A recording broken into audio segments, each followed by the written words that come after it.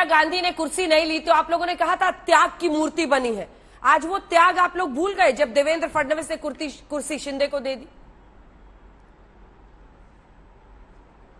मुझे देवेंद्र फडणवीस भी पे थोड़ा सा तरस आता है। बेचारे कल लड्डू खा रहे थे, आज उनके मुंह से लड्डू छीन लिया गया। वो छोड़िए, उस बात को छोड़िए। मैं दूसरी बात एक आपके माध्यम से आइडियोलॉजी की बात कर रहे थे। ये लोग आइडियोलॉजी की बात करेंगे, कभी पीडीपी के साथ, कभी उनको गुपकर गैंग बता दो। इन लोग की कोई आइडियोलॉजी नहीं है। भाजपा की सिर्फ और सिर्फ एकमात्र आइडियोलॉजी है किसी भी कीमत पर, पैसे के बल पर, और ऐसा पैसा चल रहा है भारतीय जनता पार्टी लोकतंत्र को ऐसे पैसे के से नीलाम कर रही है कि इन बेचारी की वित्त मंत्री हॉर्स रेसिंग की जगह हॉर्स ट्रेडिंग कह जाती है, क्योंकि फ्रॉइडियन स्लिप है। जो दिल में था वो जुबान पे आ जाता है, कहती है हॉर्स ट्रेडिंग पे जीएसटी लगेगा।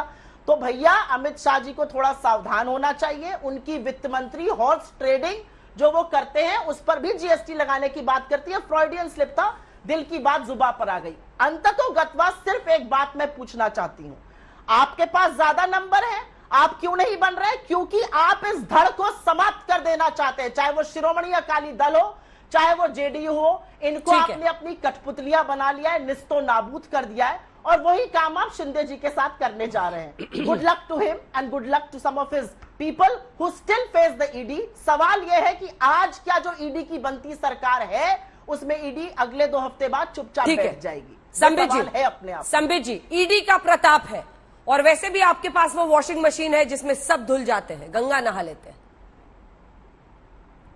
अब बेचारे अब कांग्रेस वाले, इसमें भी वो राहुल गांधी का चल रहा है ना ईडी में, नेशनल हेराल्ड स्कीम में, जिसमें उन्होंने वो 2000 करोड़ का घपला किया था। तो बेचारे इसी का अभी गाना गा रहे हैं यहाँ, ईडी ईडी ईडी।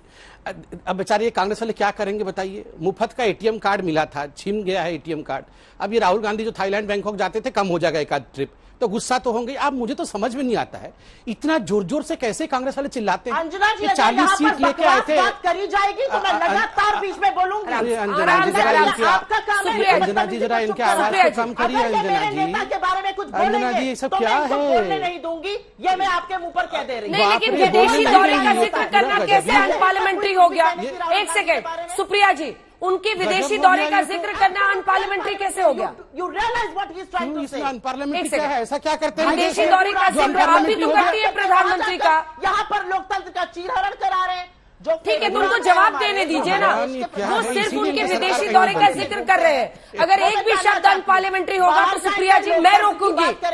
सुप्रिया जी, सुप्रिया जी मैं रोकूंगी। कम करिए अंजना जी, पूरे समय ऐसे ही फ्रस्ट्रेटेड होते रहेंगी। क्या विचार है शिवसेना के बारे में? ठीक है, सबको पता है। ठीक है, जवाब सुनिए सुप्रिया जी। अगर एक भी अनपार्लियामेंट्री वर्ड होगा तो मैं बोलूंगी। बारे में वो शिवसेना डील करेगी। वो अंजना जी पहले तो अंजना जी देखिए, एक सभ्य डिबेट हो रहा है, ये इस प्रकार से हेडमास्टर की तरह बिहेव करना बंद किया जाए। अंजना जी, मैंने 3-4 मिनट सुना। आप सभ्य डिबेट करने के लायक हैं। सुप्रिया जी प्लीज इसको पर्सनल मत बनाइए, please please Supriya ji please. ये लड़ाई झगड़ा क्या है? शांति से अंजना जी आप देखिए टॉपिक पे। आई विल नॉट कीप क्वाइट। वो विदेशी दौरे का जिक्र कर रहे हैं। ये पूरा ठीक है, मैं जवाब लूंगी आपसे। सुप्रिया जी मेरा वादा है, मैं जवाब लूंगी। रुक जाइए सुप्रिया जी प्लीज, मैं जवाब लूंगी आपसे प्लीज। मेरे लीडर के खिलाफ अगर कुछ बोलेंगे तो मैं बोलने नहीं दूंगी। सुप्रिया जी मेरा भी वादा है आपसे प्लीज।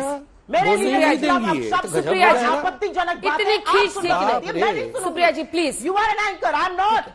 प्लीज अरे मत सुनना है तो उठ के चले जाइए। यही मैं कह रही हूँ। ऐसा नहीं है कि आपने मोदी और अमित शाह के खिलाफ कभी नहीं बोला है, मैंने आपको बोलने दिया है। Leave the debate please please Supriya ji please. Debate पे मैंने क्या बोला? सुप्रिया जी डिबेट में मैंने क्या बोला? अरे अंजना जी चलिए संबित जी को दिखाई मेरे साथ। सुप्रिया जी शुरू प्लीज करी।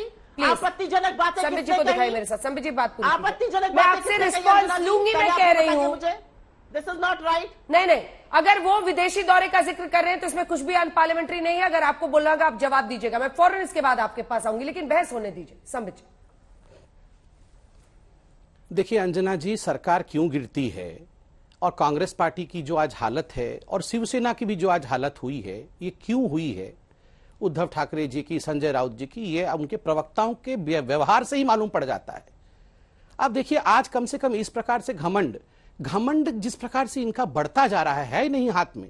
न 3 में न 13 में है, मगर इस प्रकार चिल्लाते I will not allow you to speak, I will stop everything. वापस मैं एकदम प्लानिटरी सिस्टम को ठीक है, नहीं, मैं टॉपिक पे ही बोल रहा हूं। ये घमंड जो था शिवसेना का और ये कांग्रेस, लेकिन प्रभु संबित जी, प्रभु एक सेकंड समझाइए ना जरा, ये जो ली मेरिडियन सूरत, मैं सब ये जो रेडिसन ब्लू गुवाहाटी, ये जो ताज पणजी, ये सब कौन करा रहा था? ठीक है सुनिए, देखिए अंजना जी, आप सोच के देखिए, आप भी जानती हैं अंजना जी, ये शिवसेना के अंदर जो उस समय का शिवसेना था, उसके अंदर ये शिंदे जी ने भी कहा है और बाकी जो बागी एमएलए उनके रहे हैं शिवसेना के, उन्होंने खुद कहा है कि हमें दुख हो रहा है।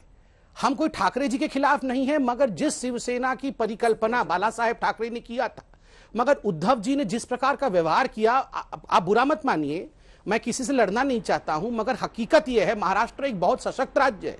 ये पेज 3 की सरकार वहां नहीं चल सकती है। और मैं यहां आपको बता रहा हूं, वहां जो आदित्य ठाकरे और राहुल गांधी दोनों बराबर है। फर्क सिर्फ इतना है कि Aaditya Thackeray was the Rahul Gandhi of Shiv Sena, और संजय राउत जो है, इन सब ने मिलकर जो खिचड़ी पकाई, आज उनको भुगतना पड़ रहा है, भुगतना पड़ रहा है।